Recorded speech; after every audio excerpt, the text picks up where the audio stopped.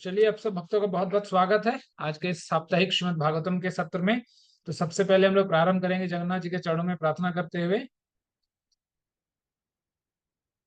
दाक्षोऽध्याय कल्पतरु विमला प्रीति वर्धनाः बलभद्र वासुदेवो माधवो मधुसूदनः दैत्यारी पुंडरीकाक्ष वनमाला बलप्रियाः ब्रह्म विष्णु वृष्णिवंशो मुरारी कृष्ण केशवः।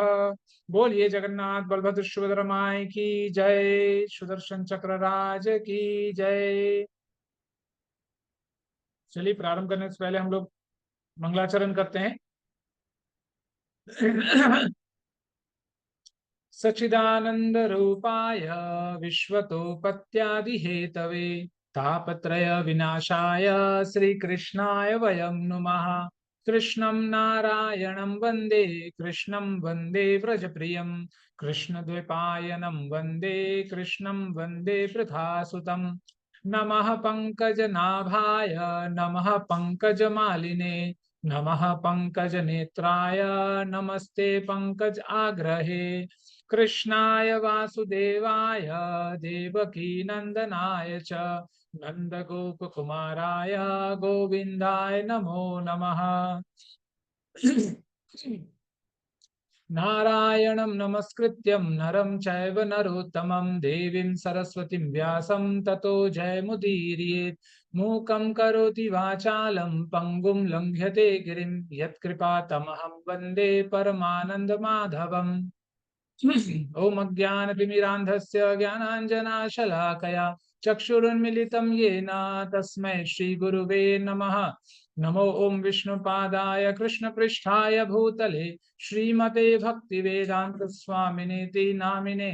नमस्ते सारस्वते देवे गौरवाणी प्रचारिणे निर्विशेष शून्यवादी पाश्चात्य देशे तारिणे। जय श्री कृष्ण चैतन्य प्रभु नित्यानंद श्री अद्वैत गदाधर शिवासादि गौर भक्त वृंद। हरे कृष्णा कृष्ण कृष्णा हरे हरे हरे राम राम राम हरे हरे। कृष्ण कृपा मूर्ति श्री भक्ति वेदांत स्वामी श्रील प्रभुपाद की जय।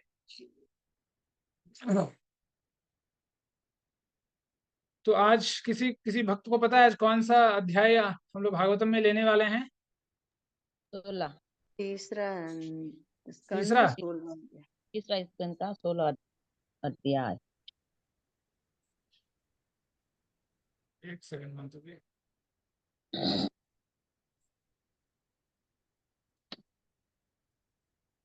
इसमें श्लोक से शुरू है सर।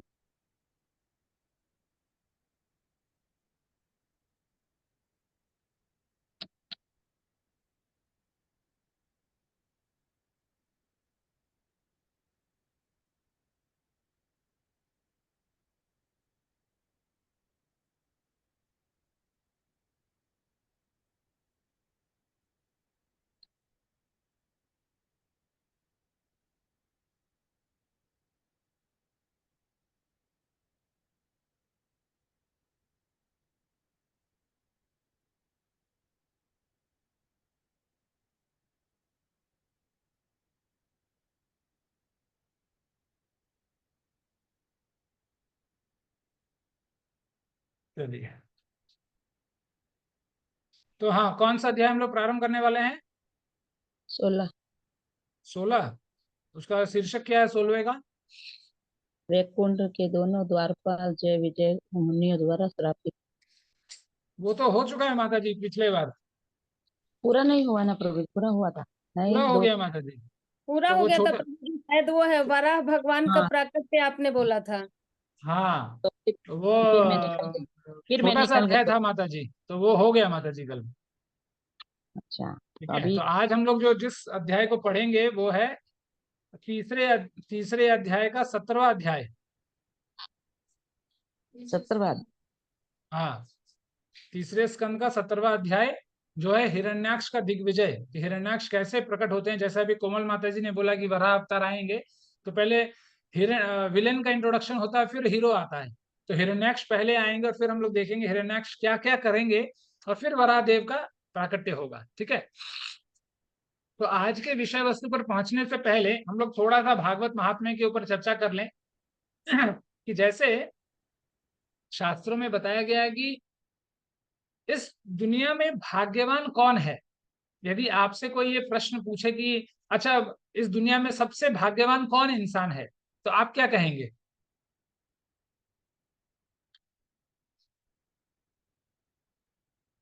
हरे कृष्णा। माता हरे जी, आप कृष्णा। प्रश्न आप लोगों से है। हाँ, जो भगवान के चरणों में है, भगवान के निरंतर कार्य में है, वो सुखी। अच्छा, और जो जिसके पास मान लीजिए जो करोड़पति है, जो आराम से खा रहा पी रहा, आराम से एसी में घूम रहा है, ऑडी मर्सिडीज में घूम रहा है, वो भाग्यवान नहीं है? वो भी तो आराम से सुख चैन हो रहा है, सुख चैन से पड़ा हुआ है। क्या वो पता प्रभु ऐसे ही के पास एक्सेसरीज हो लेकिन उसको सुख चैन शांति ना हो, आत्मिक मतलब उसको शांति ना हो, ये भी तो हो सकता है। लेकिन हमें तो पता नहीं है ना माता जी, अभी जो मर्सिडीज में एसी में घूम रहा है उसको शांति है या नहीं, हमें कैसे पता चलेगा? वो तो आराम से घूम रहा है, मतलब घूम रहा है, मतलब हाँ ठीक है, व्यवस्था ठीक होगा उसका भी। तो हम इनिशियली देख रहे हैं ना प्रभु जी, लेकिन ये तो नहीं पता कि उसके अंदर है, वो तो उसकी अंतरात्मा जानती होगी कि उसका क्या है, वो हम नहीं बता सकते। बिल्कुल ठीक है। और कोई प्रभु जी है माता जी? हरे कृष्ण प्रभु जी। यस दंडवत माता जी, प्रणाम बोल। प्रभु जी। प्रभु यस जी, बोल। धर्मामृत तो चक्कर से तो छूट नहीं सकता ना, हम कृष्ण भावनामृत में है, ये गर्व है हमको। हाँ, हम हरिनाम ले रहे कृष्ण भावनामृत में, जब थोड़ा बहुत कर रहे, जन्मामृत चक्कर से पार होने के लिए कोशिश कर रहे, तो वही। बिल्कुल माता जी, आप सब लोगों ने सही कहा कि भाग्यवान इस जन्म में भाग्यवान वही है जो भगवान का नाम ले रहा है। क्यों? क्योंकि गोस्वामी जी कहते हैं कि सुत दारा और लक्ष्मी पापी के भी होए, है ना, पापी के घर में भी सुत, सुत का मतलब है बेटा, है ना। जैसे शास्त्रों में कहा गया कि यदि आपके घर में संतान नहीं है तो आप भाग्यहीन है। दारा, अच्छी पत्नी का होना भी आप भाग्यशाली कहलाया जाता है। ठीक है, तो सुत, दारा और लक्ष्मी और पैसा।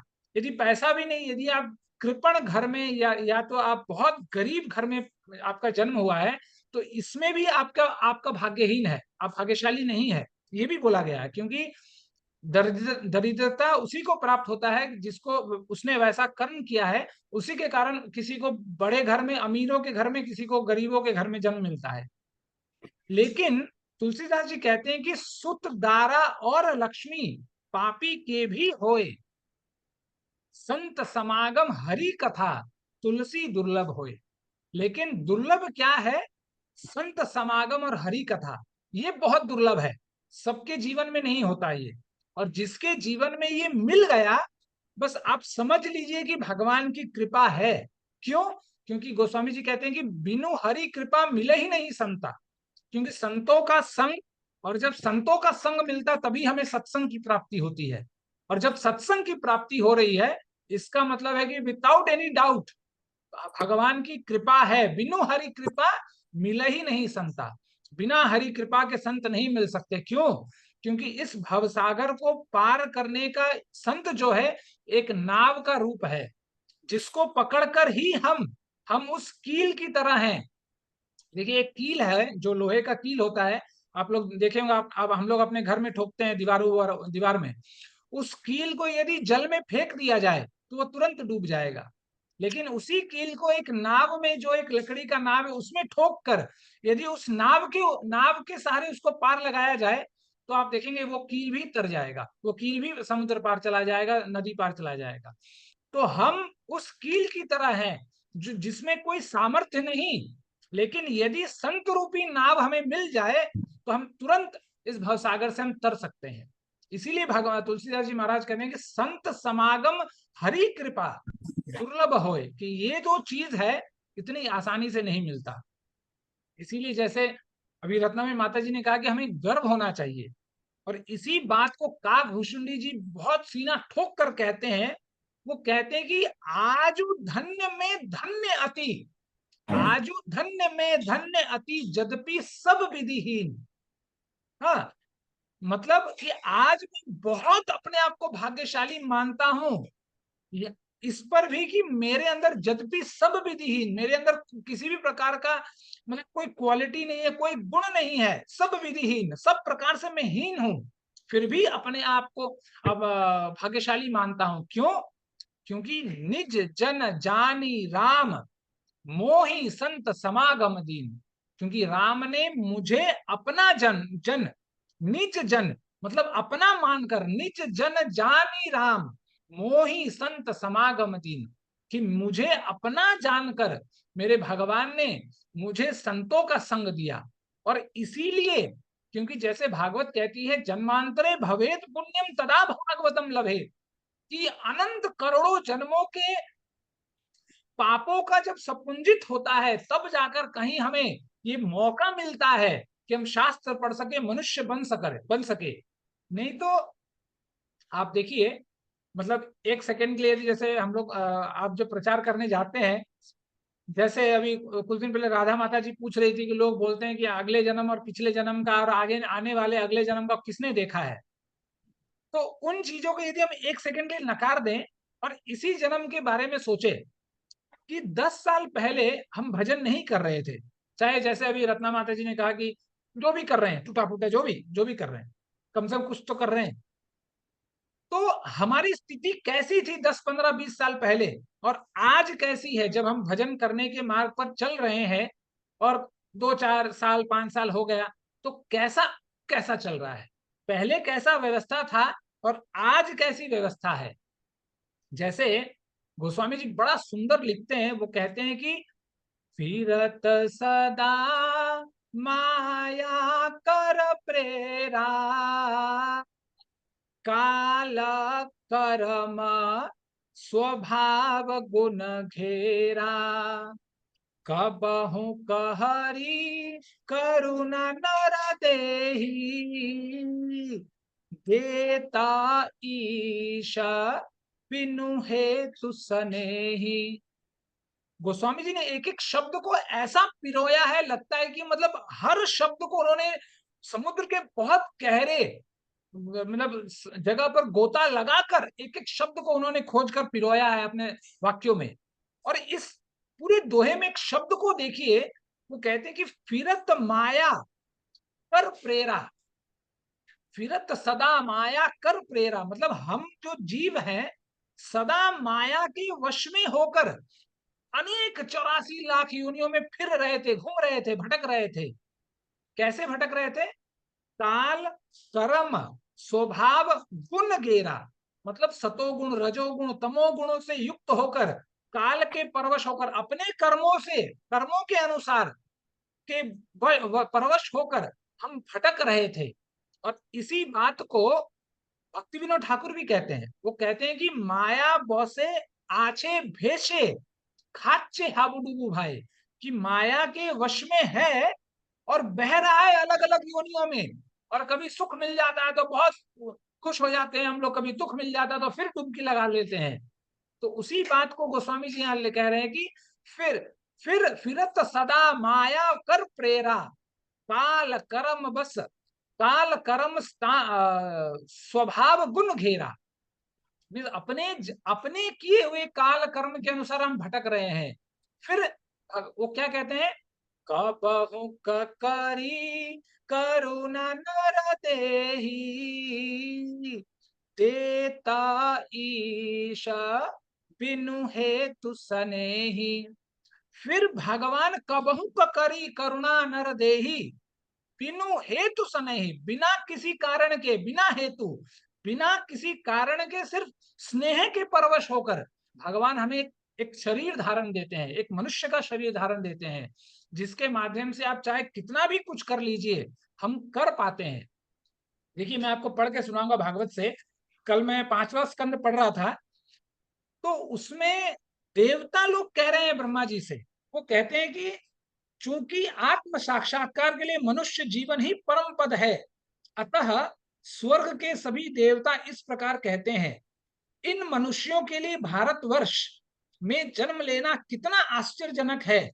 इन्होंने भूतकाल में अवश्य ही कोई तप किया होगा, अथवा श्री भगवान स्वयं इन पर प्रसन्न हुए होंगे, अन्यथा वे इस प्रकार से भक्ति में संलग्न क्यों कर होते। हम देवता गण भक्ति करने के लिए भारतवर्ष में मनुष्य जन्म धारण करने की मात्र लालसा कर सकते हैं, किंतु ये मनुष्य पहले से भक्ति में लगे हुए हैं। और उस पर भी जैसे चैतन्य महाप्रभु कहते हैं कि भारत भूमि से होय मनुष्य जन्म जार, जन्म सार्थक करी कर परोपकार, कि उस पर भी यदि हमने भारत भूमि में जन्म लिया है तो यही हमारा क्रेडिबिलिटी है जीवन में। नहीं तो मनुष्य जन्म तो सब बहुत लोगों को मिलता है, पाकिस्तान में जो है उनको भी मनुष्य जीवन मिला है, उनमें उन्हें उनके भी जैसे हमारे 2 आंख, 1 नाक, 2 कान, 1 मुंह, 1 जीवा, 2 हाथ, 2 पैर मिला है, पंच भौतिक शरीर हमें मिला है, पाकिस्तान में रहने वाले को भी मिला है, उसमें कौन सी बड़ी बात है। मनुष्य जन्म होने के बाद भी यदि हम भारत में जन्म होकर उसके बावजूद यदि हम भजन में संलग्न है तो यही जीवन में सबसे बड़ा भाग्यशाली तत्व है हमारे जीवन में।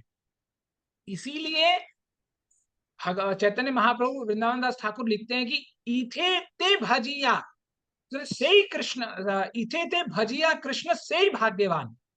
वृंदावन दास ठाकुर लिखते हैं कि भाग्यवान वही है जो कृष्ण को भज ले।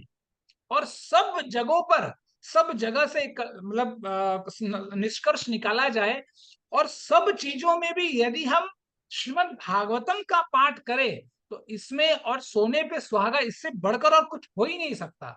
क्योंकि वृंदावन दास ठाकुर कहते हैं कि सकल छाड़िया प्रभु श्री सचिनंदन, भागवत धरिया करी ले आलिंगन। सबको त्याग कर चैतन्य महाप्रभु ने अंततः भागवत का ही आलिंगन किया, मतलब भागवत को ही स्वीकार किया। इसी पर व्यासदेव जी महाराज कहते हैं कि यत्र यत्र भवेत पुण्यम शास्त्रम भागवतम कलौ, तत्र तत्र सदैवाहम तत्र तत्र सदैवाहम भवामी त्रिदशेषः। कि भागवत का जहां जहां पठन पाठन होता है वहां हमेशा तत्र तत्र सदैवाहम भवामी त्रिदशेषः, कि भगवान स्वयं सारे देवी देवताओं के साथ हमेशा वहां मौजूद रहते हैं। और इसीलिए ये जो श्रीमद् भागवत है ये वैष्णवों का प्राण है। ये वैष्णवों का मतलब जैसे हम लोग बोलते हैं ना दिल का धड़कन है। जो अपने आप को वैष्णव मानते हैं सच्चे मायने में, मैं उनका बात नहीं कर रहा है जो सिर्फ तिलक करते हैं, धोती कुर्ता पहन रहे, लहंगा चोली पहन रहे, नाच रहे हैं, गा रहे हैं, वो सब तो एक एंटरटेनमेंट है, वो सब तो है। लेकिन सही मायने में यदि अपने आप को कोई वैष्णव मानता है, यदि आप तिलक करते हैं, धोती कुर्ता पहनते हैं, लहंगा चोली पहनते हैं, घूमते हैं, फिरते हैं, नाचते हैं, लेकिन आपके जीवन में यदि श्रीमद् भागवत नहीं है, यदि हम जीवन में भागवत का अध्ययन नहीं कर रहे हैं डेली, तो फिर हम किसी प्रकार के वैष्णव नहीं है। क्योंकि वैष्णव तो वो है जो बिना भगवान के लीलाओं का, बिना भगवान की लीलाओं का आस्वादन किए हुए एक क्षण भी नहीं रह सकता। और आप यदि भागवतम पढ़ेंगे, जैसे मैंने जस्ट एक श्लोक सुनाया, तो ये एक एक श्लोक अनुभूति के योग्य है, सिर्फ पढ़ के आगे बढ़ जाने के लिए नहीं। क्योंकि ये आप देखिएगा जब 5वें स्कंद में एक अध्याय आता है, 19 नंबर अध्याय, जहां पर जम्बू द्वीप का वर्णन किया गया है। तो जम्बू द्वीप मतलब भारत खंड जो है जम्बू द्वीप के अंतर्गत आता है। तो इससे हमें अनुभूति प्राप्त होती है कि हम कितने भाग्यवान हैं। देखिए मान लीजिए पूरे भारतवर्ष को लीजिए, ठीक है, कोई एक आदमी जो बेंगलोर में जन्म लिया, एक इंसान दिल्ली में जन्म लिया, एक इंसान चेन्नई में जन्म लिया, एक इंसान कलकत्ता में जन्म लिया, ठीक है, भारत के 4 क्या बोलते हैं राजधानी, महानगर जिसको बोलते हैं, 4 महानगर। लेकिन क्या इन लोगों को हम सही में भाग्यवान कहेंगे? क्योंकि बड़े शहरों में जन्म लिए हैं, मतलब माता पिता ऑलरेडी सेटल्ड हैं, आपको बना बनाया सब कुछ मिल रहा है, मतलब घर द्वार सब करोड़ों की संपत्ति आपको बना बनाया मिल रहा है। लेकिन इसके बावजूद मान लीजिए जो मायापुर में जन्म लिया है, जो द्वारिका धाम में जन्म लिया है, जो जगन्नाथपुरी में जन्म लिया है, जो वृंदावन धाम में जन्म लिया है, उनकी तुलना उनसे कीजिए। हो सकता है कि बाहरी दृष्टिकोण से उनके पास अर्थ कम हो, पैसा काम, दुकान कम, व्यवस्था सब कुछ कम हो, लेकिन ऐसे जगहों पर वो भी लोग आना चाहते हैं जो करोड़ों लोग बाहर रहकर करोड़ों रुपए कमा रहे हैं। तो इसका मतलब है यदि किसी ने पूरी धाम में जन्म लिया है, किसी ने वृंदावन धाम में जन्म लिया है, मतलब उसने कुछ तो किया होगा ऐसा जिसके कारण उसने यहाँ जन्म लिया और हम कहीं और जन्म लिए। एक बार मैं शादी के बाद एक जगह हम लोग घूमने गए थे, तो 2 चक्के से ही गए थे, तो कम से कम 80-90 किलोमीटर बहुत गांव देहात के होते हुए वो रास्ता गुजरता है। तो जब हम लोग गुजर रहे थे वहां पर, तो मैं बस सड़क के किनारे लोगों को देख रहा था, मतलब कहीं कोई झोपड़ी बनाकर एक आध कोई भैंस रखकर बस अपना गुजारा चला रहा है। ना वहाँ टावर पकड़ता है, आज आज के डेट में भी ना कोई एयरटेल पकड़ता है, ना कोई जियो, कुछ नहीं। बस किसी तरह लोग बस अपना जीवन गुजार रहे हैं। वहां भी कोई एलपीजी सिलेंडर नहीं पहुंचता, बस लकड़ी के सारे वो जंगल में जो लकड़ी मिलती है उसको इकट्ठा कर कर जलाते हैं और अपना चूल्हा पका रहे हैं। तो उनका जीवन सोचिए कि उन्होंने ऐसा क्या किया कि उनको ऐसी जगह पर मिला जन्म, मतलब जहां तक दूर दूर तक समय समय तक कोई पहुंच नहीं पाएगा। लेकिन उसी के जगह हम लोगों का जन्म देखिए कि कितना ठाकुर जी की कृपा से, और उस पर भी शिला प्रभुपाद की मतलब असीम अनुकंपा कि घर बैठे भागवत सुनने को मिल रहा है। नहीं तो कौन किसको पूछ रहा है कि प्रभुपाद ने यदि ये नियम नहीं बनाया होता कि हर सुबह भागवतम, हर शाम भगवत गीता, यदि ये नियम नहीं बनाया होता तो वो कभी 10 साल में एक बार कोई कथा करने आ जाता, 7 दिन हा हू कर लेते, थोड़ा कमर लचका लेते, बस आप अपने घर जाइए, हम अपने घर जाइए, जो कि आज समाज में ज्यादातर देखा जाता है। लेकिन यदि प्रभुपाद ना होते तो हर दिन भागवत का आस्वादन हम कैसे कर सकते। अब उस पर, अब हम पर निर्भर करता है कि इसका हम लाभ उठा पा रहे हैं या नहीं। जैसे हम लोग बोलते हैं ना कभी कभी, ठीक है गुरु जी की कृपा होगा तो हो जाएगा, भगवान की कृपा होगी तो हो जाएगी, प्रभुपाद का कृपा होगा तब हो जाएगा। सबकी कृपा है हम पर, बस यदि कृपा नहीं है तो खुद की कृपा नहीं है। इसीलिए सब व्यवस्था होने के बावजूद हम वहीं के वहीं धरे पड़े हैं, हम आगे बढ़ने का नाम नहीं ले रहे हैं। और इसीलिए यदि हम अपने आप को सही मायने में वैष्णव मानते हैं तो इस भागवत खजाने को का जो रस है उसको पीना सीखिए। क्योंकि अंततः जितने भी पढ़ाई लिखाई रटन पटन अध्ययन जो भी है, सबका निष्कर्ष सिर्फ एक है कि हमें भगवान के चरणों में अन्न अभिलाषिता शून्यम, उस स्तर पर जाके भगवान के प्रति प्रेम हो जाए। मतलब आंख खुले, नाक खुले, मुंह खुले, चेतना खुले, तो सिर्फ भगवान के बारे में हम सोच पाए, भगवान से विरह वेदना हमारे जीवन में हो, बस इतना ही निष्कर्ष है। भगवान के लिए हमारे आंखों से आंसू प्रवाहित हो, बस उतना ही निष्कर्ष है। यदि इसीलिए हमें ये सोचना चाहिए कि हमने आज तक भगवान के लिए कितने आंसुओं का बलिदान दिया, कितने आंसू हमारे आंखों से निकल कर आए। यदि नहीं आए तो अभी हम लोग बहुत बहुत दूर हैं, हम लोग बहुत छोटे मायने में, हम कुछ भी नहीं है। इसीलिए भक्ति बहुत बड़ी चीज है, इसको मिलना और इसको अपने अपने पास रखकर मतलब सींचना बहुत बड़ी बात है। बहुत लोगों को देखा गया 10 साल 20 साल आते हैं फिर चले जाते हैं, आते हैं चले जाते हैं, लेकिन जो हर परिस्थिति में, अनुकूल प्रतिकूल किसी भी प्रकार की परिस्थिति में इसको जो जी जाए वही अंत में विजय बनता है। और यही श्रीमद् भागवत हमें सिखाता है कि, और श्रीमद् भागवत आप पढ़ेंगे तो हर प्रकार का विषय मिलेगा आपको, लेकिन हर प्रकार के विषय के अंतर्गत इसका निष्कर्ष यही है कि हमारा प्रेम, हमारा संबंध भगवान से जुड़ जाए, और यही काम श्रीमद् भागवतम करता है। और इसके बाद भी यदि हम उसको नहीं अपना पाए तो फिर ये हमारी बदकिस्मती, इसके आगे हम लोग और कुछ नहीं कर सकते। ठीक है, तो ये था श्रीमद् भागवतम को क्यों पढ़ना चाहिए। तो आज के विषय वस्तु के ऊपर चलते हुए जल्दी से 2 मिनट में कोई ये बता सकता है कि पिछले अध्याय में हम लोगों ने किस बात को लेकर चर्चा किया था, बड़ा सारांश में मोटा मोटा।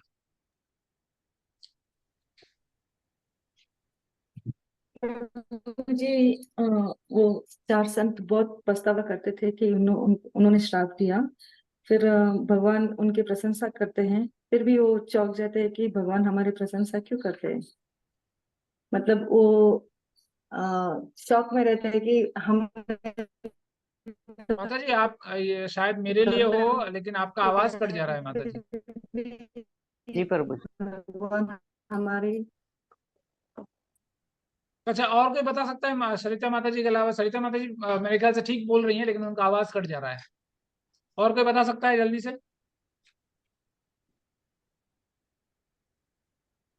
हरे कृष्ण प्रभु जी, दंड प्रणाम। यस माता जी बोलिए।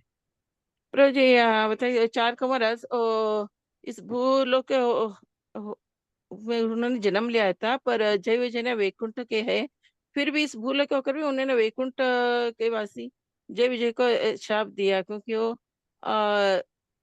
चार कुमारस बहुत शुद्ध भक्त थे और बच्चे होकर भी वो बहुत शुद्ध भक्त थे। जय विजय ने उनको ठीक से नहीं पहचाना, ऐसे सब बताइए तब कुछ। चलिए, अच्छी बात। भगवान ने श्राप में पूछा था कि आपको 7 जन्म का चाहिए या 3 जन्म राक्षस का चाहिए, इस तरह कुछ बोला था। अच्छा, तो देखिए मैं बता दूं पिछले अध्याय में सारांश में। यस माता जी बोलिए। हरे कृष्ण बोलो। यस माता जी बोलिए। मीना माता जी बोलना, कुछ बोल रही थी माता जी? अच्छा, शायद मीना माता जी का भी ऑडियो खराब हो गया। ठीक है, चलिए। तो पिछले अध्याय में हम लोगों ने देखा कि कैसे जो भगवान के 2 द्वारपाल हैं, जय और विजय, उनको 4 सनक कुमारों ने, 4 सनत कुमारों का नाम किसी को पता है? तो जल्दी से बता सकता है? संत सनातन सनक और सनातनंदन। अच्छा, और कोई ओम ओम तत्त प्रभु के अलावा और कोई बता सकता है? सनक, सनत, सनानंद, सनातन, सनंदन। अच्छा, और गीतांजलि माता जी आपको याद है?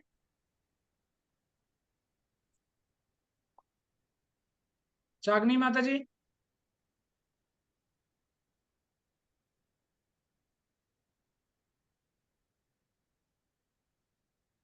नेहा माता जी आपको याद है?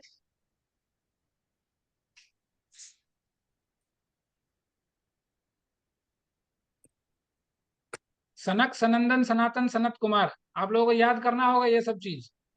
ठीक है, चलिए। ठीक है, तो 4 आप सनत बोल। कुमार थे जिन्होंने क्रोध में आकर दो जो भगवान के जो द्वारपाल थे जय और विजय, उनको श्राप दे दिया। तो जब श्राप हुआ तो भगवान बहुत विचलित हुए, वे स्वयं दौड़कर बाहर आए और उन्होंने क्षमा भी मांगी।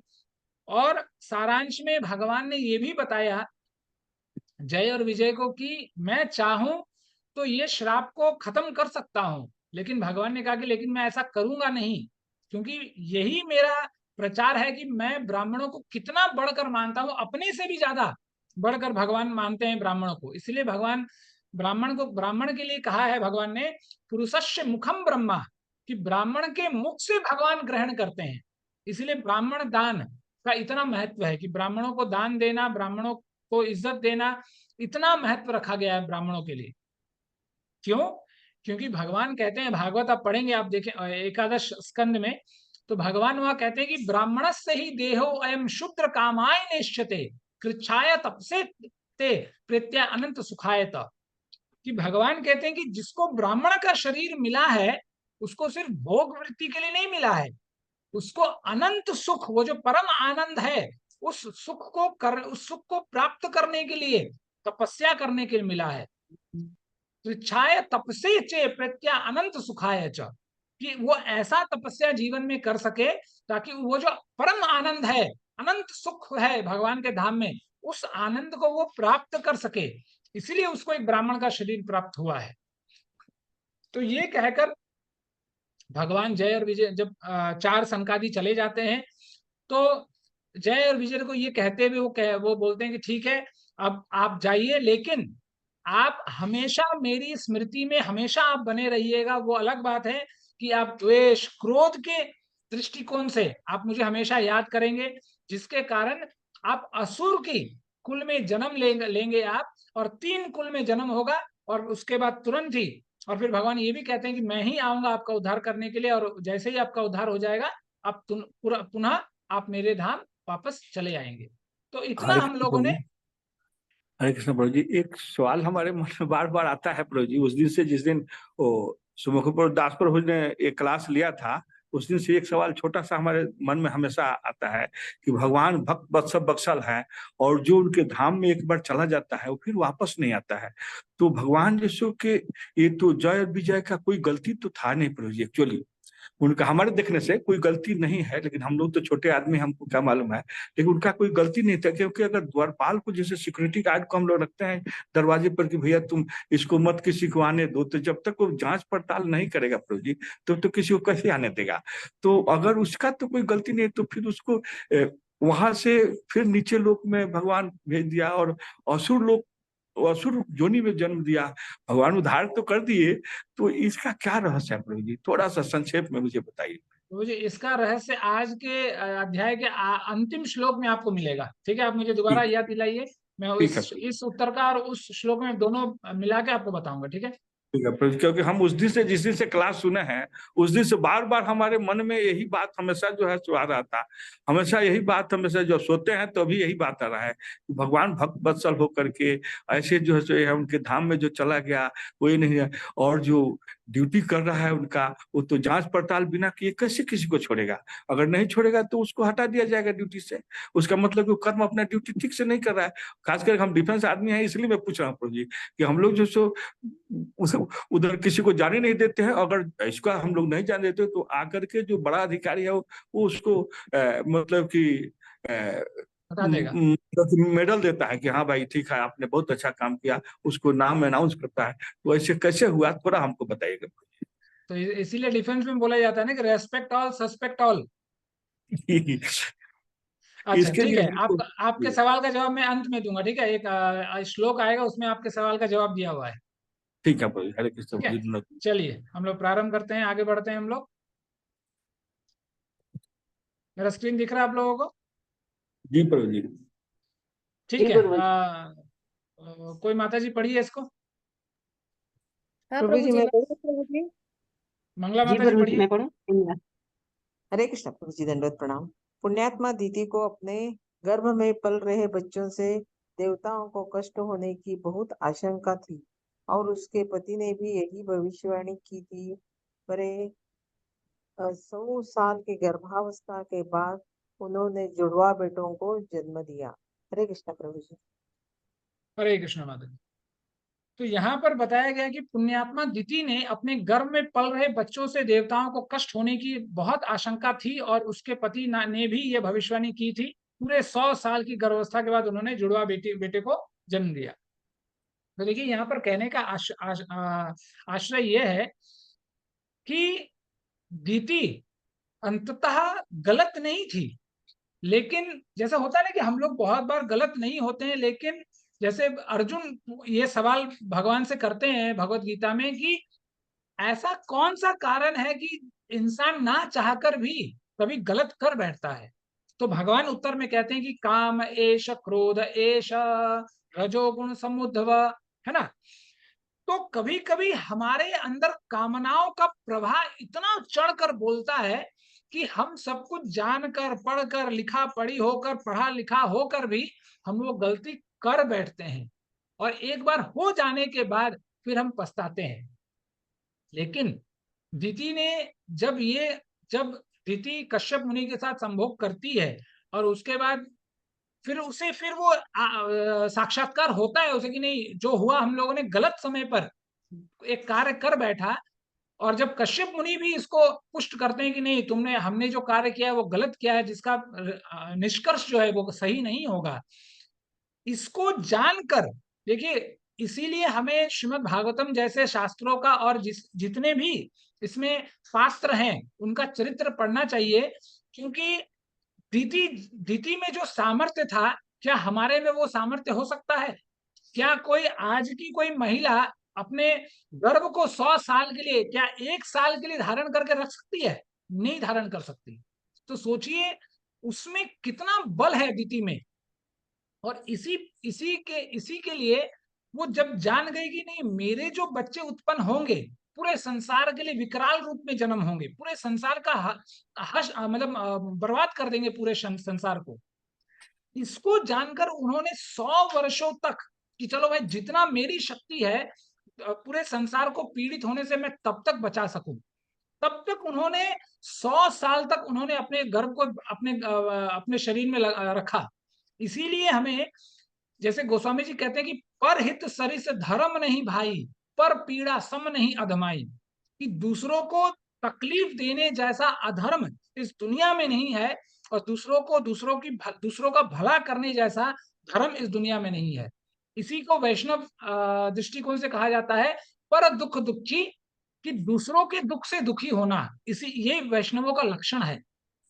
इसीलिए आप देखिए, दीति जो थी, जो अब गलती तो हो गया सो हो गया, लेकिन फिर भी उन्होंने पूरे संसार को, पूरे ब्रह्मांड को बचाने का भरपूर प्रयास किया उन्होंने।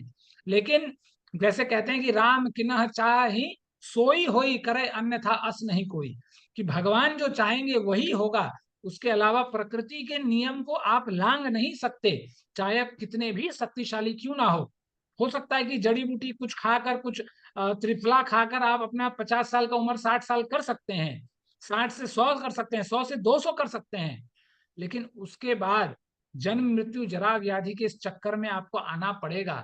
हम इस चक्कर से निकल नहीं सकते।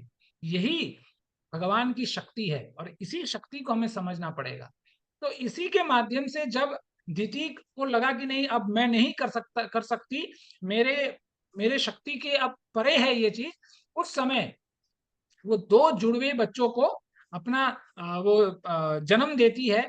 और जैसे ही जन्म देती है, तो देखिए आगे सुखदेव महाराज क्या लिखते हैं कि जैसे ही वो जन्म हो रहे हैं, उनका असर पूरे ब्रह्मांड में कैसे दिख रहा है। ठीक है, मंजू माता जी, मीना माता जी, मोनिका माता जी, 3 श्लोक, तीन लोग पढ़िए माता जी। हरे कृष्ण प्रभु हरे जी। कृष्णा प्रभु जी, मैं पढ़ूं प्रभु जी? हाँ, मीना माता जी पहले पढ़ लीजिए। मीना माता जी, मंजू माता जी, मोनिका माता जी। दोनों राक्षसों के जन्म पर स्वर्गीय ग्रहों, सांसारिक ग्रहों और उनके बीच में कई प्राकृतिक गड़बड़ी हुई। सभी बहुत डरावनी और अद्भुत थी। प्रभु जी नीचे का पढ़ना है। मंजू माता जी पढ़िए। जी प्रभु जी। पृथ्वी पर पर्वतों पर भूकंप होने लगे और ऐसा प्रतीक होने लगा कि सर्वत्र आगे ही आग लग गई हो। धूमकेतु, उल्का और वज्र के साथ शनि जैसे कई अशुभ ग्रह प्रकट हुए। हरे कृष्ण प्रभु जी। हरे कृष्ण माता जी। मोनिका माता जी। हाँ जी, हरे कृष्णा प्रभु जी। वहां ऐसी हवाएं चली जो स्पर्श के लिए सबसे अप्रिय थी, बार बार फुसफुसाती थी और विशाल पेड़ों को उखाड़ देती थी। उनके पास अपनी सेनाओं के लिए तूफान और उनके ध्वजों के लिए धूल के बादल थे। हरे कृष्ण प्रभु हरे जी। कृष्ण माता जी। तो यहाँ पर प्रभुपाद बहुत सुंदर लिखते हैं कि जब संसार में उत्पात होने लगता है, कि कहीं बहुत गर्मी, बहुत सर्दी, कहीं तूफान आ रहा, और पिछले 10 सालों में तो हम लोगों ने भारत में भी देखा है, तो कभी तितली आ जाती है, कभी पता नहीं कौन कौन से नाम लोग दे देते हैं, कभी सुनामी आ जाता है, कभी तितली आ जाता है, कभी कुछ ना कुछ आ ही जाता है, कभी केदारनाथ आज भगवान आ जाते हैं। तो इन आपदाओं से, जैसे प्रभुपाद यहाँ लिख रहे हैं कि इन आपदाओं से, इसका ये मतलब इंडिकेशन है कि हमारे समाज में मतलब तमोगुणी लोग बढ़ रहे हैं धीरे धीरे, कि हर चीज में गंदगी, हर चीज में रजोगुणी, हर चीज में अपनी चेतना को मतलब निकृष्ट करने का कार्य हम लोग, और हमारे अंदर भोग वृद्धि, ये सब बढ़ती जा रही है। और जिसके कारण दिन पर दिन वातावरण जो खराब हो रहा है, इसलिए कहीं कब बाढ़ आ जाता है, कभी सूखा हो जाता है, कभी ठंड पड़ जाता है, कभी ठंड के कारण लोग मर जा रहे हैं, कभी गर्मी में लोग मर जा रहे हैं, कभी बारिश में बह जा रहे हैं। कुछ ना कुछ आपदा बनती ही रहती है। जैसे मैं आपको एक उदाहरण दूं, उत्तराखंड में आज से लगभग 10-12 महीने कुछ समय हो गया अभी, वो भारत का सबसे मजबूत छोटा, सबसे मतलब हाइट में सबसे कम छोटा और मजबूत एक डैम था, मुझे वो डैम का नाम नहीं याद है, लेकिन वो भी जब कोई एक छोटा सा बादल भगवान के इशारे से फट गया, तो वो बादल के पानी जो निकला वो ऐसे आया कि पूरे डैम को गोद में लेकर बहा कर चला गया। तो भगवान के प्रकृति से हम कभी भी नहीं खेल सकते। और इसका जैसे प्रभुपाद बोलते हैं कि जितना ज्यादा अनाचार समाज में बढ़ेगा, उसी के अनुसार आपदाएं हमारे समाज में आएंगी। क्यों? क्योंकि हमारे जो जीवन जीने की जो शैली है, जैसे संतों ने कहा है कि तुम अपना खाओ हम अपना खाएंगे, इसको कहते हैं प्रकृति, है ना। जो जिसके लिए चारा बनाए, जो जिसका बना है, जिसका जो भाग्य में वो खाए, तो उसको कहते हैं प्रकृति। दूसरों को जो खिलाकर, दूसरों का पेट भरकर जो अपना पेट भरे, कि यदि कुछ बचा तो अपना पेट भर रहे हैं, नहीं तो दूसरों के लिए जी रहे हैं, इसको कहते हैं संस्कृति। और जो दूसरों को मारकर अपना पेट भरे, उसको कहते हैं विकृति। और विकृति ही आज हम देखेंगे अपने समाज में, मतलब हर दूसरा आदमी तीसरे आदमी को टोपी पहनाने में, उसको बेवकूफ बनाकर खुद का जेब भरने में लगा पड़ा है कि कैसे मैं इसको बेवकूफ बनाऊं और हमारा व्यापार चले, अपना बिजनेस हो। तो ये जो अनाचार है, ये जो मतलब भ्रष्टाचार है हमारे समाज में, जितना बढ़ेगा, और जैसे ये आसुरी प्रवृत्ति हर जन मानुष में, उसकी चेतना में भरते रहेगा, त्यों त्यों हमारा जो प्रकृति है हमारे खिलाफ ही काम करेगी। क्यों? क्योंकि हम भी प्रकृति के खिलाफ काम कर रहे हैं।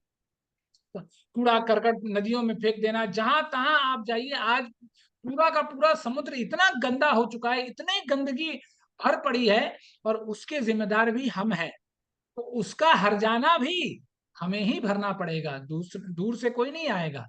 इसीलिए हमारे अंदर जो भोग वृत्ति आ रही है हर जगह, जैसे अभी ओम प्रभु जी कह रहे हैं कि सिक्योरिटी चाहिए, परिस्थिति सही नहीं है, तो ऐसे ही आप सबके सामने अभी एक सिलसिला जो चल रहा है, जो कलकत्ता में जो घटना घटी, वो ये क्यों आ रहा है?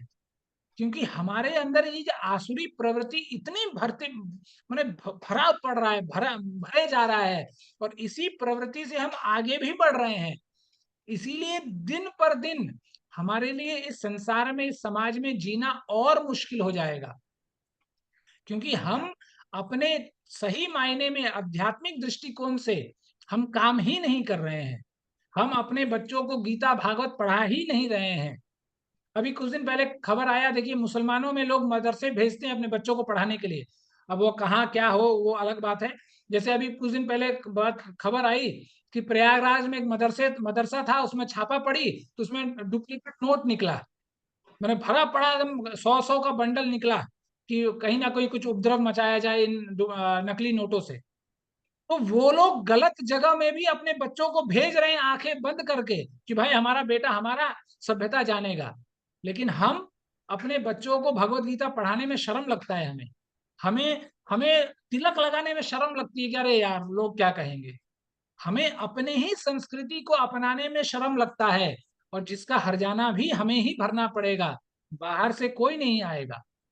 तो इन सब श्लोकों से ये पता चल रहा है कि जब हिरण्यकशिपु और हिरण्याक्ष का जन्म हो रहा है, तो उनका असर, मतलब वो देखिए उन्होंने कुछ किया नहीं है, बस अभी जन्म ले रहे हैं, वो प्रकट हो रहे हैं, आ रहे हैं।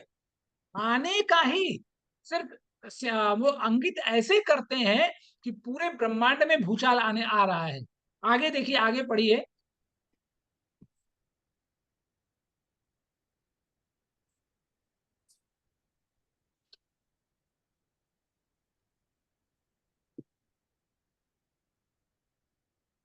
पढ़िए जानकी माता जी कृष्णा यज्ञ प्रभु पर पढ़िए। मुझे भी मौका दीजिए प्रभु जी पढ़ने के लिए, आप कभी हरे नहीं कृष्ण देते। प्रभु, मैं पढ़ूं बोले? हाँ, प्रभु। यशनम यज्ञ प्रभु पर हाँ। पढ़ लीजिए। हाँ, आकाश में प्रकाशमान बादलों के समूह से घिरे रहते थे, जिनमें कभी कभी बिजली चमकती थी, मानो हंस रही हो। सर्वत्र अंधेरा छा गया और कुछ ही भी दिखाई नहीं दे रहा था। समुद्र कोमल माता जी, अपनी कोमल माता जी पढ़िए नीचे वाला।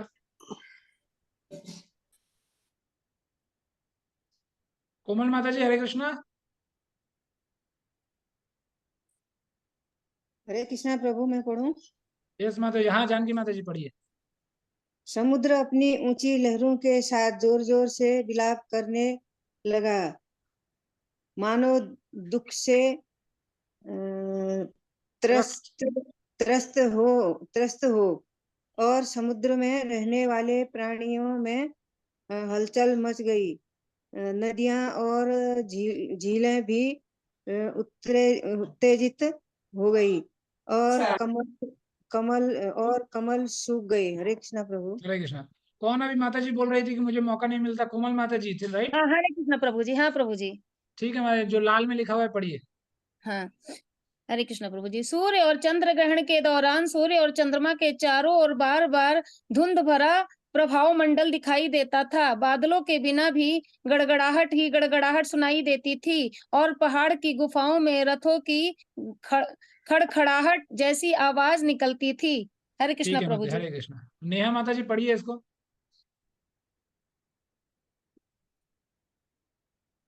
नेहा माता जी, हरे कृष्णा। हरे कृष्णा प्रभु जी।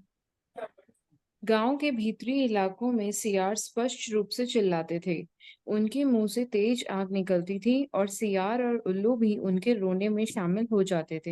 हरे कृष्णा प्रभु जी। हरे कृष्णा। ओम प्रकाश प्रभु जी पढ़िए इसको, ऊपर वाला। हरे कृष्णा प्रभु जी, दंडवत प्रणाम।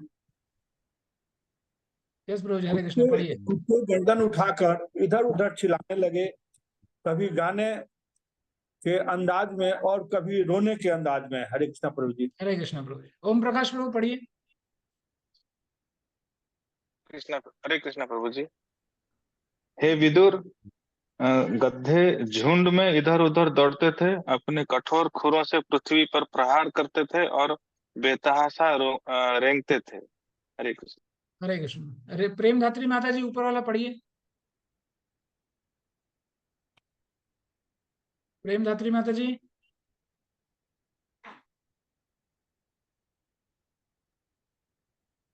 प्रभु जी मैं पढ़ूं? एक सेकंड माता जी, जो पढ़े नहीं उनको मौका प्रेम धात्री माता जी। माता जी नहीं है। रत्नामयी माता जी पढ़िए। मैं बोलूं प्रभु जी? हरे कृष्णा प्रभु। प्रभु जी ऊपर की नीचे हाँ, ऊपर वाला माता जी। गद्धों के रोकने से भयभीत होकर पक्षी अपने घोंसले से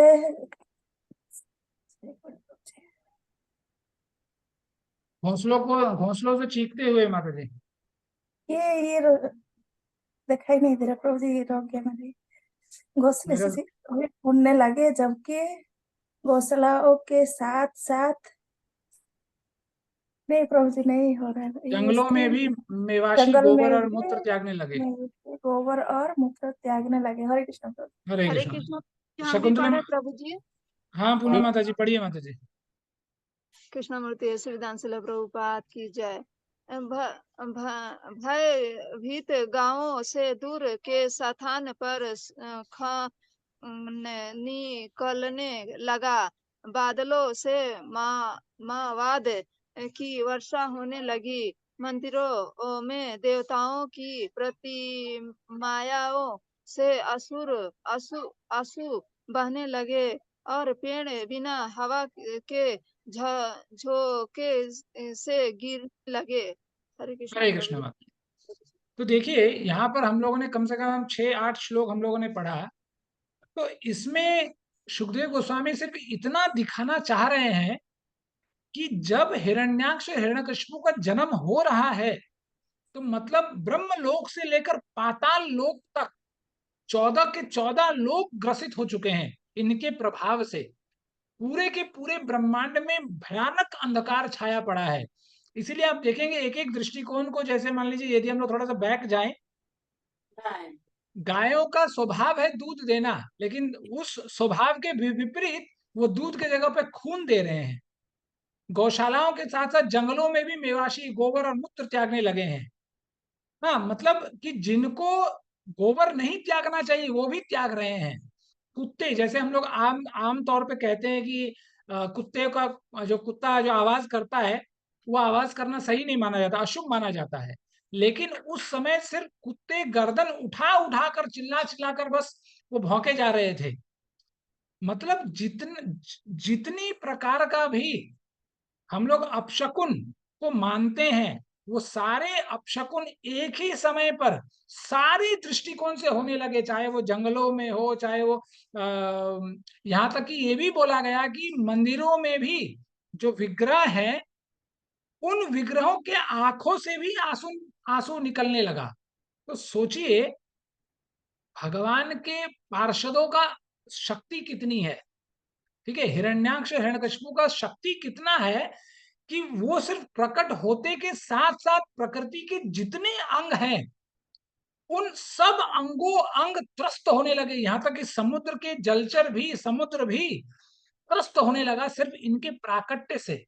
मतलब अभी उन्होंने बस लैंड किया है, कुछ किया नहीं है, लेकिन उसमें इतनी ताकत थी उन लोगों में कि उन लोगों के सिर्फ आने से ऐसा प्रभाव, ऐसा ज्वलंत प्रभाव प्रकट हुआ कि सारी की सारी प्रकृति त्रस्त हो गई।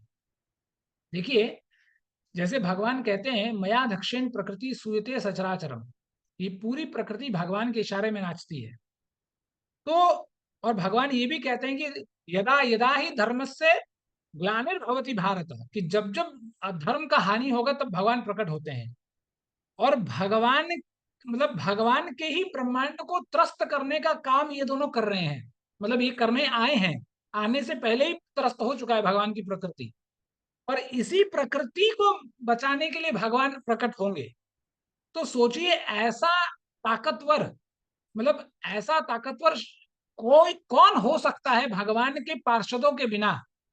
वो अलग बात है कि इस जैसे जो भगवान ने लीला करी, भगवान की लीला के अनुसार वो असुर बनकर प्रकट हुए, लेकिन इसीलिए जब जब ये लोग प्रकट होने के बाद, मतलब प्रकट होने के साथ साथ प्रकट होने के बाद भी पूरे प्रकृति को त्रस्त कर देते हैं, ब्राह्मणों पर अत्याचार करते हैं, गौओं पर अत्याचार करते हैं, भ्रूणों की हत्या करते हैं, ये सब कार्य जब ये करने लगते हैं तब भगवान प्रकट होते हैं।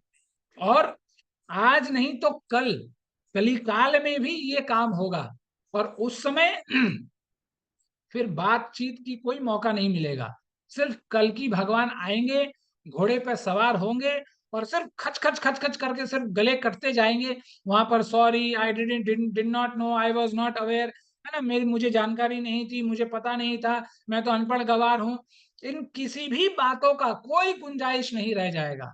सिर्फ भगवान आएंगे गला काटने के लिए, कोई जी हजूरी और कोई दरबार लगाने के लिए नहीं, जैसे योगी बाबा अपना दरबार लगाते हैं, कोई दरबार नहीं लगेगा, सिर्फ गला कटेगा। तो ऐसा समय कलिकाल में भी आएगा। आप इस चीज को सोचकर सिर्फ मतलब सोच सकते हैं हम कि आज के समय में भी जब सिर्फ कलिकाल का प्रथम चरण है ये, उस समय में भी यदि आप आराम से बैठकर कोई निकृष्ट से निकृष्ट कार्य अपने मन में सोचें कि ऐसा करने से निकृष्ट कार्य होगा, आपको मिल जाएगा, इसी समय हो रहा है। तो अब सोचिए कि जब अंतिम चरण आएगा कलिकाल में तब क्या होगा। यदि हम कलकत्ता का घटना को देखें तो उस घटना से और निकृष्ट कार्य और क्या हो सकता है इस समाज के लिए, लेकिन वो तो अभी हो रहा है। तो ऐसा आगे चलकर होगा, इसमें कौन सी बड़ी बात है। तो सोचिए अंतिम चरण में क्या हो सकता है। जब सोचने बैठे तो हम मतलब रोम रोम कांप जाए। इसीलिए प्रभुपाद बोलते हैं कि ऐसा भजन कर लो कि ये हमारा अंतिम जन्म हो पाए और इस जन्म के बाद दोबारा जन्म ना लेना पड़े।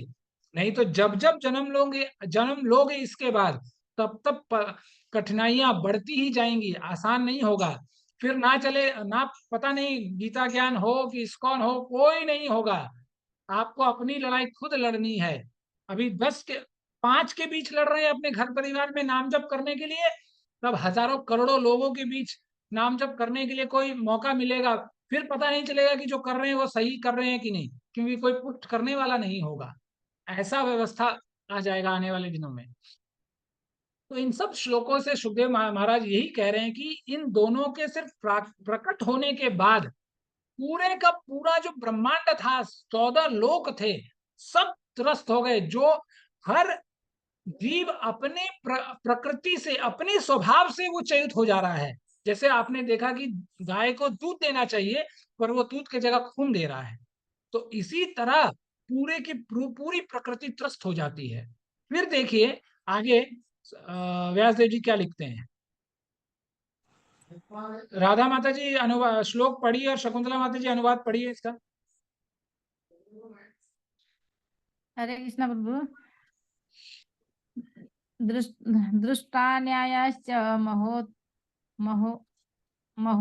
महोत्पातान् तत्त्वविदः प्रजाः ब्रह्मपुत्रात् प्रणेते भीता मेनेरी विश्व पल्लवम। हरे कृष्ण प्रभु। हरे कृष्ण प्रभु जी। इन और बुरे समय के कई अन्य संकेतों को चिह्नित करते हुए ब्रह्मा के 4 ऋषि पुत्रों को छोड़कर बाकी सभी जो जया और विजय के पतन और दिति के पुत्रों के रूप में उनके जन्म के बारे में जानते थे, भय से संग्रस्त हो गए। वे इन आकांक्षों के रहस्यों को नहीं जानते थे और सोचते थे कि ब्रह्मांड का विघटन निकट है। हरे कृष्ण प्रभु प्रणाम। हरे कृष्ण माता जी। तो यहाँ पर प्रभुपाद बहुत सुंदर लिखते हैं कि ये जो जहाँ ये व्यासदेव जी इनके बारे में लिख रहे हैं कि जब दोनों प्रकट होते हैं तो पूरा का पूरा ब्रह्मांड में जो जीव हैं सिर्फ 4 सनकादियों को छोड़कर, क्योंकि सनकादियों को पता था कि पीछे का मामला क्या है, सब के सब इतने भयभीत हो चुके थे कि उनको समझ में नहीं आ रहा कि हो क्या रहा है। तो इसी तरह प्रभुपाद बहुत सुंदर ये लिखते हैं कि उस समय तो सिर्फ हिरण्याक्ष हिरण्यकशिपु एक बार प्रकट हुए 2 लोग, लेकिन इस कलिकाल में हर दूसरे दिन आपको देखने मिलेगा कोई ना कोई इस समाज को त्रस्त करने के लिए हमेशा तैयार रहता है। कहीं कोई हिंसा, कहीं मारना, मतलब अपने समाज को पूरा का पूरा खराब करना, खोखले करने की तैयारी कोई ना कोई कहीं ना कहीं कर ही रहा है। क्यों कर रहा है? क्योंकि हमारे अंदर वो जो चेतना है वो चेतना दूषित होते जा रही है। इसीलिए प्रभुपाद बोलते हैं कि इसीलिए हमें अच्छे संतानों को उत्पन्न करना चाहिए जो कम से कम समाज को सृजित करके रख सके, समाज को मतलब अच्छा बना के रख सके, समाज के लिए कोई वो सेवा कर सके। इसीलिए बोला गया कि हमें संतान उत्पत्ति के लिए हमें प्लानिंग करना चाहिए। फैमिली प्लानिंग का मतलब ये नहीं है कि सिर्फ बच्चे उत्पन्न करो, पता नहीं कैसे उत्पन्न होंगे लेकिन बस बच्चे पैदा कर दो। इसीलिए देखिए जब शादी होता है तो हनीमून जाते हैं और हनीमून से बच्चे पैदा हो जाते हैं। जो हनीमून में जो बच्चे पैदा होते हैं उनमें ना तो किसी प्रकार का शिष्टाचार होगा, ना किसी प्रकार का संस्कार होगा, क्योंकि वो तो गलती से पैदा हो गए। भोग वृत्ति करनी थी, भोग करना था, जिसके चलते वो पैदा हो गए। इसीलिए माँ सही मायने में जो अपने जीवन, गृहस्थ जीवन निभाना चाहते हैं, बिताना चाहते हैं, वो अपने जीवन को प्लान करते हैं। हम लोग फाइनेंशियल प्लानिंग करते हैं, सरकार प्लानिंग करती है, लेकिन अपना फैमिली प्लानिंग सही मायने में हम करना भूल जाते हैं, हमें आता ही नहीं। और उसी को श्रीमद् भागवतम और जितने भी हमारे सनातन धर्म के ग्रंथ हैं वो हमें सिखाते हैं। और प्रभुपाद इसीलिए बोलते हैं कि इसका प्रारंभ ही होता है गर्भाधान संस्कार से, कि गर्भाधान संस्कार कराया। और जो भी 16 संस्कार हैं इन जब एक स्त्री गर्भवती बनती है उस समय उसके अंदर जो चेतना है, जिसको हम लोग बोलते हैं ना डीएनए, कि जैसा आप सोचेंगे, जैसा करेंगे, जो खाएंगे, जो पिएंगे, उसी की प्रवृत्ति आपके संतान में आ जाएगी। तो इसी, और देखिए हमारा सनातन धर्म में अनेकों उदाहरण है। अभिमन्यु को देखिए, माँ के गर्भ में ही उन्होंने चक्रव्यूह का भेदन करना सीख लिया। प्रहलाद महाराज को देखिए, अष्टावक्र जी को देखिए, वो इतने ज्ञानी हुए। वो अलग बात है कि उनके पिता क्रोधित हो गए उनके व्यवहार से, लेकिन इतने ज्ञानी हुए कि माँ के पेट में पूरा चारों वेदों को सीख लिया उन्होंने। सुखदेव महाराज को देखिए, ये साबित करता है कि हम लोग यदि चाहें तो अच्छे संतानों को हम उत्पन्न कर सकते हैं, अच्छे संस्कार हम दे सकते हैं। नहीं तो मतलब वो कुत्ते गधों की तरह तो लोग घूम ही रहे हैं। हर बच्चा, हर लड़का और हर लड़की आजकल घूम रहा है। बस एक बॉयफ्रेंड चाहिए, एक गर्लफ्रेंड चाहिए, एक गाड़ी दे दो, एक 2 व्हीलर मिल जाए, बस दुनिया अपनी है, कर लो दुनिया मुट्ठी में। ऐसा दुनिया हमें नहीं चाहिए। और इसीलिए देखिए हर दूसरे दिन कोई ना कोई घटना होते हुए दिखती है। क्यों? क्योंकि हमने सिखाया ही नहीं अपने बच्चों को, हमने अपने बच्चों को आगे बढ़ना सिखाया ही नहीं। क्यों? क्योंकि हमारे अंदर भी दिल्ली की भाषा में जैसे कहते हैं मजे करने दो, मजे, अरे कोई बात नहीं, कोई बात नहीं, मजा करने दो, मजा करने दो, कोई बात नहीं। तो जब तक कोई बात नहीं होगा तब तक कई बातें होती ही रहेंगी जीवन में, और इसको आप नकार नहीं सकते। कुछ भी कर लीजिए, कितना सिक्योरिटी फोर्स लगा लीजिए, सीआईएसएफ लगा लीजिए, बीएसएफ लगा लीजिए, जो जितना जो फोर्स है सब लगा लीजिए, कुछ नहीं बिगाड़ सकते आप। होना ही होना है। क्यों? क्योंकि हमारी मानसिकता ऐसी हो गई है। हमारी मानसिकता में सिर्फ भोग वृत्ति, कि हम कैसे अपने इंद्रियों को तृप्त करें, इसकी भावना हमारे अंदर आ गई है। इसीलिए भागवत में व्यासदेव जी ने लिखा कि एतस्माद् परम किंचिन मनः शुद्धे ना विद्यते। श्रीमद् भागवत जैसा ग्रंथ जो हमारे मन को जिस मात्रा में शुद्ध कर सकता है, उस मात्रा में दूसरा कोई विषय शुद्ध नहीं कर सकता। लेकिन हमारे पास समय नहीं है, ना हमने जीवन में पढ़ा, ना हम अपने बच्चों को पढ़ा रहे हैं। अपने बच्चों को क्रिकेट एकेडमी ले जाने के लिए हमारे पास समय है, लेकिन हम अपने बच्चों को कहीं अपने संडे फेस्टिवल में, कहीं आरती हो रही है, कहीं कुंभ मेला में, कहीं तीर्थ यात्रा में ले जाने का समय नहीं है। तो इसका मतलब हमें कुल्लू मनाली जाने का मजा आता है,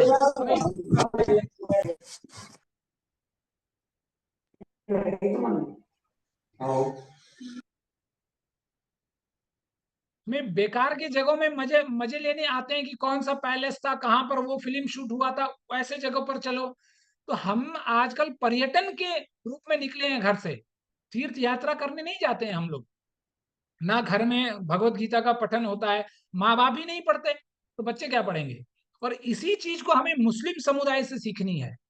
देखिए 5 साल का बच्चा भी वो मदरसा जाता है, चाहे जो भी करता हो, वो बात की बात है।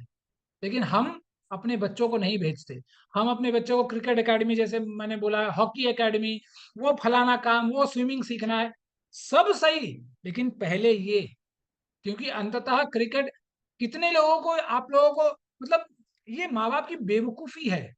अरे आज के समय में जहां पर हर जगह पॉलिटिक्स है, आपको लगता है कि आप अपने बच्चे को क्रिकेट एकेडमी भेज देंगे तो वो विराट कोहली बन जाएगा? आप बोलेंगे प्रभु जी नहीं जाएंगे, तो कैसे आप कह सकते हैं कि नहीं पहुंचेगा? क्योंकि हर जगह बिना पैसा और बिना जुगाड़, बिना पॉलिटिक्स का आज के जमाने में कोई काम नहीं होता। हमारे और आप जैसे कितने होनहार लोग बैठे हैं जिनको हम जानते भी नहीं, वो बस बने बने बैठे सड़ जा रहे हैं, हम लोगों को पता नहीं।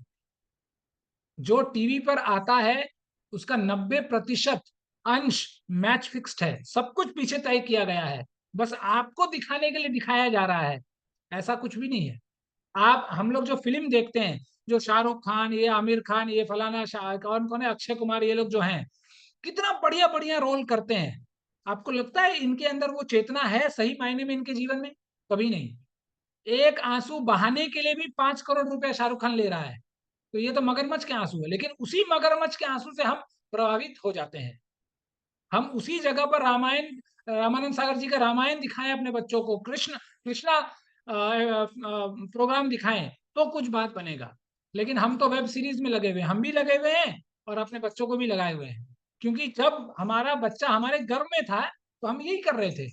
पिज्जा, जैसे हल्दर महाराज कहते हैं, पिज्जा पास्ता नौरके रास्ता, पिज्जा और पास्ता खाने में ही व्यस्त थे, तो कैसे होगा? तो फिर ऐसे ही बच्चों को हम जन्म देंगे जो पहले तो हमें तमाचा मारेंगे और फिर समाज में व्यर्थ ये सब प्रकार के अनर्गल कार्य करेंगे, और जिससे हमारा नाम भी खराब होगा। फिर हम पछताएंगे और सिर पटकेंगे दीवारों में कि देखो भाई ऐसा हो गया, ऐसा हो गया, ऐसा हो गया। भुगतो खुद के काहु न को सुख दुख करदाता, निज कृत कर्म भोग सबु भ्राता। हमें ही अपने कर्मों का भोग भोगना पड़ेगा दुनिया में, और कोई नहीं भोगेगा। इसके बाद जब दोनों प्रकट होते हैं, तब दोनों का शरीर, जैसा सुखदेव महाराज लिखते हैं कि दोनों का शरीर मतलब लोहे के समान, मतलब इतना कड़क है ना, आयरन स्टील के समान बनता है, इतना ऊंचा कद कि जैसे मान लीजिए कि आकाश की छाता भी, छत्र भी फट जाता है उनके मुकुट को लगकर, इतना बड़ा आकृति। और वो जब चलते हैं, जैसे गोस्वामी जी लिखते हैं चलत दशानन डोलत अवनी गरजत गर्भस्त्र वही सुर रवनी रावण आवत सुनहु सकोहा देवन गिरी मेरु गिरी खोहा। कि जब वो चलता है पूरा ब्रह्मांड रुक जाता है, जब उसे आते हुए देवता देखते हैं तो भाग निकलते हैं कि भाई भागो, छोड़ो, हटाओ। और हिरण्याक्ष के केस में भी ऐसा ही हुआ। जब वो पैदा हुआ और जब कश्यप मुनि ने दोनों का नामकरण किया, एक को हिरण्याक्ष या दूसरे को हिरण्यकशिपु दिया, तो हिरण्यकशिपु तो उसके बाद में आती है। ये श्लोक है शायद उसके लिए,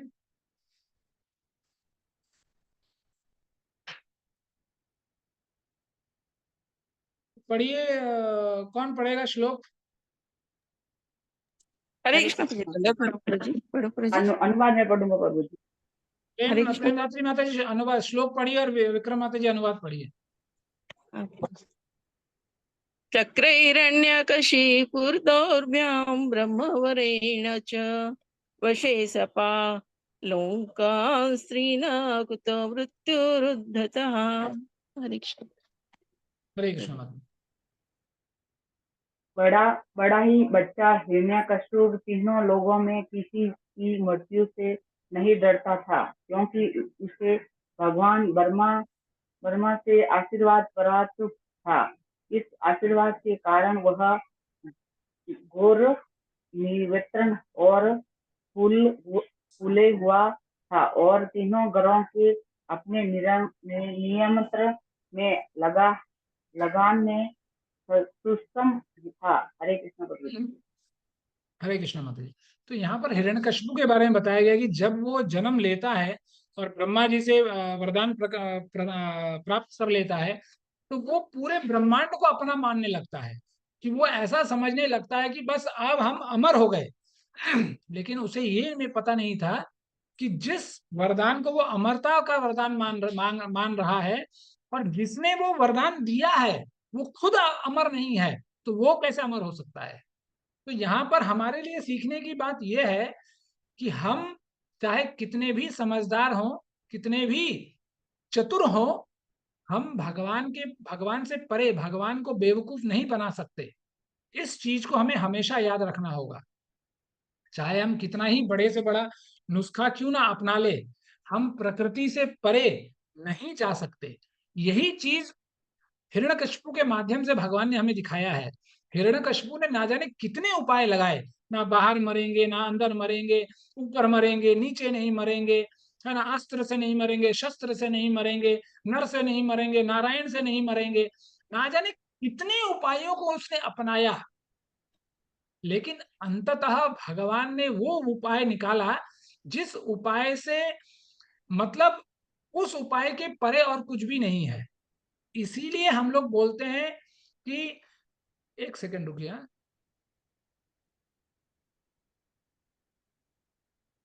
इसीलिए हम लोगों को ये हमेशा याद रखनी चाहिए कि हम कितने भी सूरवीर क्यों ना हो जाएं, भगवान हमेशा हमारे ऊपर हमेशा रहेंगे। हम भगवान को पार नहीं कर सकते। इसीलिए हमें हमेशा भगवान के चरणों को पकड़कर जीवन में रहना चाहिए, क्योंकि जितना ज्यादा अपने आप को हम चतुर समझेंगे, भगवान हमेशा हमसे 10 कदम आगे रहेंगे। इसीलिए यहाँ पर हिरण्यकशिपु का एक इंट्रोडक्शन दिया गया है। आगे के अध्यायों में हिरण्याक्ष और हिरण्यकशिपु का दोनों के बारे में आएंगे। उसके बाद क्या होता है,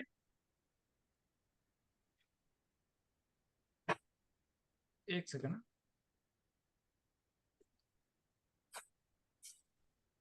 उसके बाद जब हिरण्याक्ष की बारी आती है तो हिरण्याक्ष क्या करता है, अपने बड़े भाई हिरण्यकशिपु को इंप्रेस करने के लिए पूरे ब्रह्मांड में भ्रमण करने लगता है कि चलो यार आज इससे फाइटिंग कर लेते हैं, आज उससे फाइटिंग कर लेते हैं, देखते हैं कि कौन हमसे मुकाबला करता है।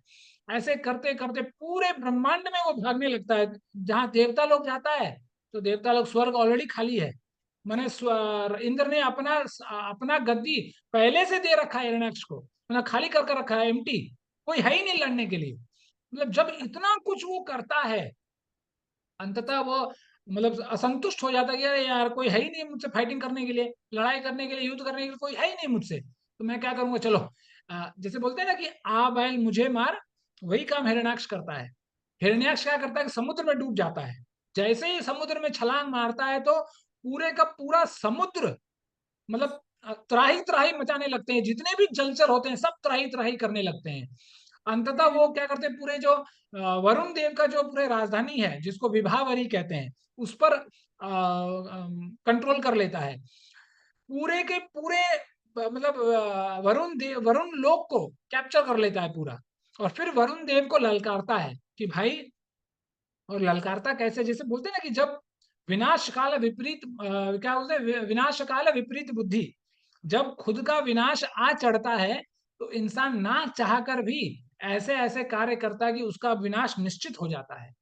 तो इसी तरह वरुण देव को लगता है कि अरे मुझसे कोई युद्ध नहीं कर सकता, तो सॉरी, हिरण्याक्ष को लगता है कि मुझसे कोई युद्ध नहीं कर सकता, तो वो वरुण देव को बहुत ललकारता है और वो कहता है कि अच्छा एक काम कीजिए, मुझे भिक्षा में युद्ध दे दीजिए, मुझे आपसे युद्ध करना है, आप तो बहुत बड़े योद्धा है, मैंने सुना है। ऐसे व्यंग्यात्मक रूप में वरुण देव को वो बोलता है। तो इसके उत्तर में देखिए वरुण देव क्या कहते हैं। श्वेता माता जी और शिफाली माता जी पढ़िए। श्वेता माता जी पढ़िए इसको। हरे कृष्ण प्रभु जी, दंडवत प्रणाम। दंडवत प्रणाम माता जी, पढ़िए। आप युद्ध में इतने कुशल हैं कि मुझे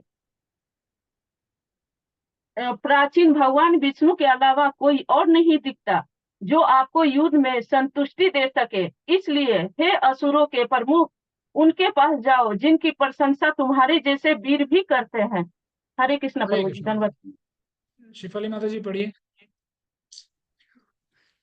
हरे कृष्ण प्रभु जी। वरुण ने आगे कहा, उनके पास पहुंचने पर आपका अभिमान तुरंत दूर हो जाएगा और आप शाश्वत नींद में के लिए कुत्तों से घिरे हुए युद्ध के मैदान में लेट जाएंगे। तुम जैसे दुष्टों का नाश करने और सज्जनों पर अपनी कृपा दिखाने के लिए ही वे वराह जैसे विभिन्न अवतार धारण करते हैं। हरे कृष्ण प्रभु जी। हरे कृष्ण। तो जब हिरण्याक्ष ने वरुण देव को ऐसा कहा तो वरुण देव ने कहा कि आप जैसे दुष्टों को मारने के लिए भगवान ही स्वयं आएंगे, और जब भगवान आएंगे तो सबको पता है, जैसे वरुण देव कह रहे हैं कि कुत्ते कुत्ते का हाल हो जाएगा हम लोगों का। तो इसीलिए वराहदेव का प्राकट्य होता है, और वराहदेव दोनों मतलब हिरण्याक्ष और हिरण्याक्ष को इतना भगा भगा कर, आगे अध्याय में देखेंगे, इतना भगा भगा कर मारते हैं कि इसका सारा हिम्मत एक ही बार टूट जाता है। इसीलिए यदि हमारे जीवन में शौर्य वीरता है, शौर्यता है, शक्ति है, संपन्नता है, धन है, तो इसका हमें गर्व नहीं होना चाहिए।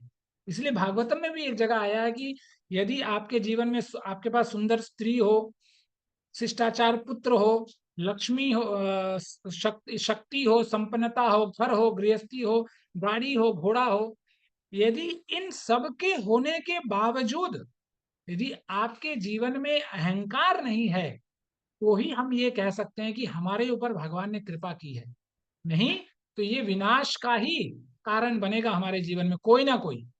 इसी तरह जब हिरण्याक्ष अपने पूरे अहंकार में, जब पूरे अहंकार में धरती को डुबोता है, आगे चलकर हम लोग देखेंगे, तब जाकर भगवान धरनी को धरने के लिए, धरनी का मतलब उसको तारने के लिए स्वयं भगवान वराह प्रकट होते हैं।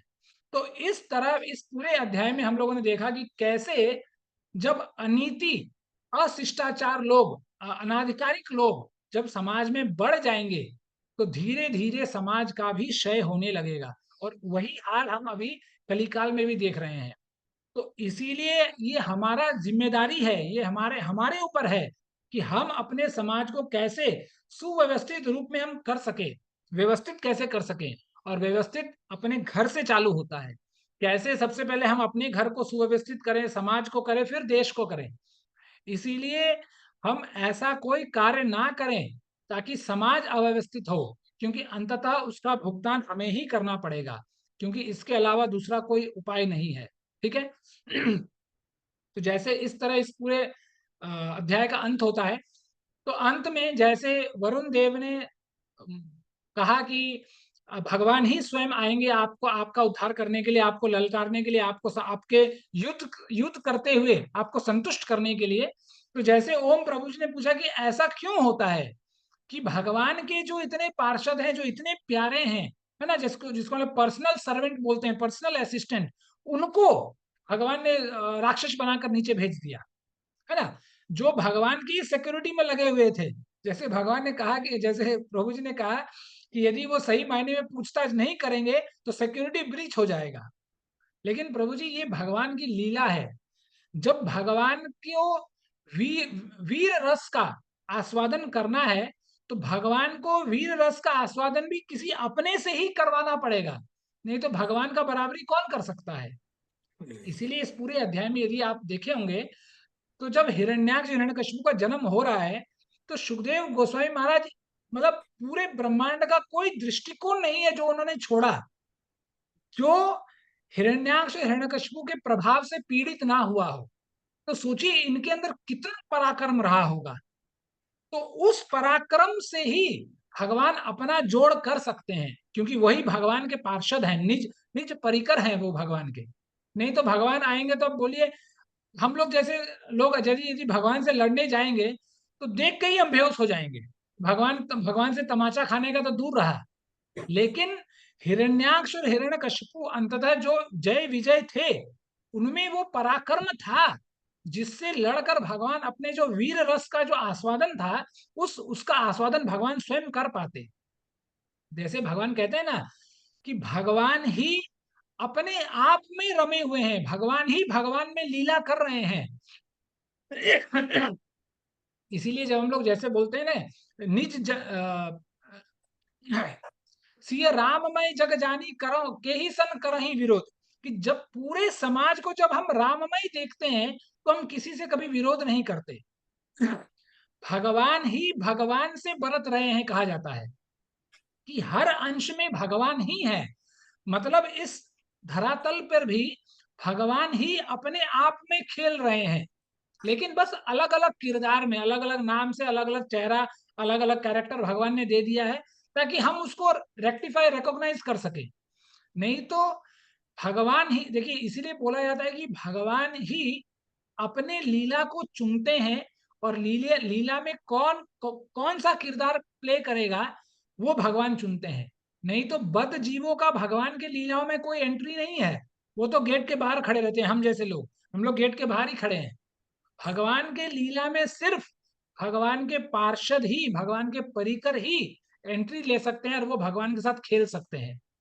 इसीलिए भगवान अपने ही लोगों को भेजा कि जाओ जाओ भाई, तुम एक्टिंग करो, उस एक्टिंग में अंततः हम आएंगे और फिर जो भी हम लोग एक आध हाथापाई करेंगे और उसके फलसफे क्या होगा कि तुम पुनः मेरे धाम को वापस आ जाएंगे।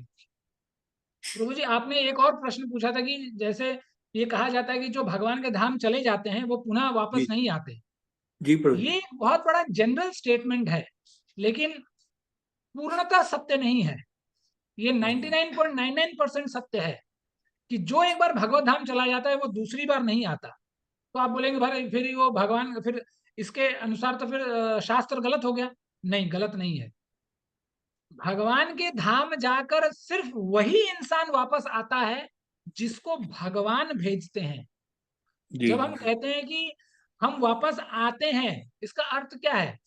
यदि हम वापस आते हैं लेकिन हमें माया धर दबोचती नहीं, तीनों गुणों से हम परे हो जाते हैं, इसका मतलब है कि हम इस धरा भूमि पर रहकर भी हम भगवान के परिकर ही रहें, हमें कोई असर नहीं होगा। कौन गरीब है, कौन ये हो गया, बुखार हो गया, सर्दी हो गया, बारिश हो रहा है, उन लोगों को इन चीजों से कोई फर्क नहीं पड़ता।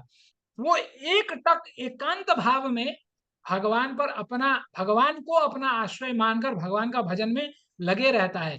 अब चाहे किडनी फेल हो, चाहे अल्सर हो, हार्ट कैंसर हो, लंग कैंसर हो, ब्रेन कैंसर हो, चाहे कोई भी कैंसर हो, उन लोगों को इससे कोई फर्क नहीं पड़ता।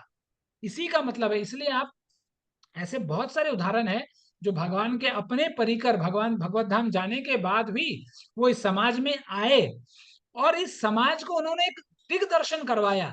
देखिए, यदि आप प्रभुपाद की बात करते तो आप बताइए, आपका भी लगभग, आप तो मुझसे बहुत बड़े हैं उम्र में, आपका भी लगभग उम्र 60-70 होगा। तो आपकी उम्र में क्या आपको कभी ख्याल आएगा कि चलो यार, मतलब लोग त्रस्त हैं, कुछ तो भगवान का प्रचार करना है, लोगों को मुक्ति दिलाना है, लोगों को इस बद्ध जीवन से निकालना है? क्या हमारे अंदर ख्याल आता है कभी? हमको लगता है अरे सुबह सुबह क्या क्लास देना है, सुबह सुबह क्या प्रचार करने जाना है, क्या बुक डिस्ट्रीब्यूशन करने जाना है, क्या कहेंगे लोग, लोग कहेंगे अरे अच्छा धंधा करते हो, बहुत लोग कहते भी हैं। तो करते हैं इन प्रभु जी। छोटे छोटे शब्दों से ही हमारा हाल खराब हो जाता है। तो सोचिए प्रभुपाद 70 साल की उम्र में उस बूढ़े इंसान को क्या जरूरत थी भाई, आराम से घर में बैठता, चाय पानी पीता, आराम से काम करता। लेकिन फिर भी उन्होंने, जैसे अभी कुछ दिन पहले राधापति गोपीनाथ प्रभु कह रहे थे अपने क्लास में, यहां तक उन्होंने सहा कि कोई जिसको वो पढ़ा रहा है वो उसने ही आकर एक तमाचा मार के निकल गया।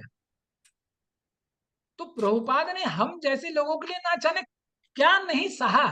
पर आप आगे यदि प्रभुपाद लीलामृत पढ़ेंगे तो उसमें यहां तक की खबर आती है कि एक इंसान प्रभुपाद को मारने के लिए दौड़ा था, तो फिर प्रभुपाद को कहीं दूसरी जगह हटना पड़ा। तो मतलब इतना कुछ होने के बावजूद एक वो ऐसे नहीं था कि जैसे हम लोग भटक रहे थे तो इस्कॉन से कोई आया और हमें रास्ते में ले आया।